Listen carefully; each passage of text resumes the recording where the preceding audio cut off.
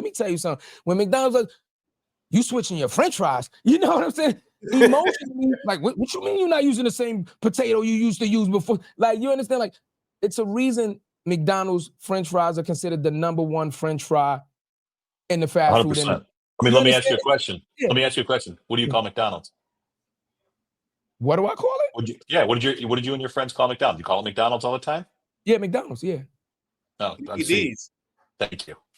Oh, Mickey okay. Right. Mickey D's, okay. Mickey D's, McD's, okay, yeah. Mickey Oh, D's, McD's, okay, right? yeah. Right. I mean, it's understanding those elements. The thing that has made the journey of the amazing work that my team has done in the Yeah. last few years is exactly what you're hitting on.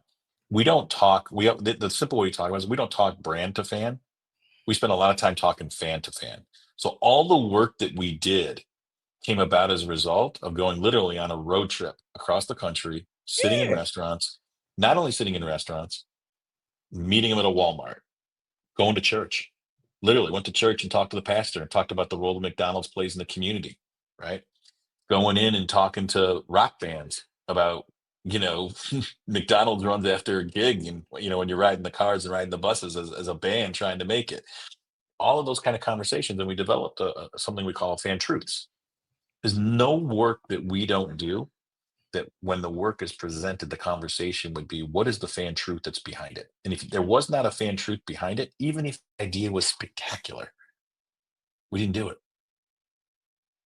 Because you're not being authentic. And when you're a brand like McDonald's, at the scale of McDonald's, that authenticity, if it's missing, not only do your fans call it out, your crew will call it out in the restaurants. Like it shows.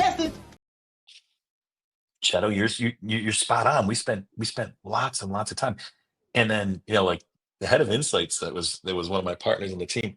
He literally worked from a McDonald's every week, a different McDonald's every single week. He worked from the lobby every single week, right? I will tell you the culture there. I mean, I had to work in a McDonald's over my near 4 years. I worked 4 weeks on a staff each year, kind of like a weekend store. And like, Wow. it is definitely part of the culture. But the critical nature of continuing to do that, particularly when business gets tough, gets really hard, right? So you don't get caught up in the, buy one, get one. You don't get caught up in this promotion or that promotion. You continue to understand how to have the brand show up in a way that's connected. And then the other part is not just about you talked about your friends showing up in the restaurant. The other thing that the team discovered and we found a lot of magic in was what it meant to work at McDonald's, right? And have it go from like being the McJob, which was viewed as a negative, to what now a handful of years later, we stumbled onto the fact that 1 in 8 Americans has worked at McDonald's in their lifetime. Like, that's a crazy number. 1 out of 8 Americans. Crazy. And by the way, it's only 1 in 5 Americans who've served in the military.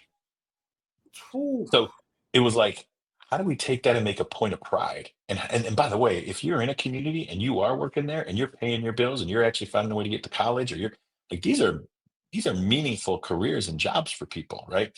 I meet today owners.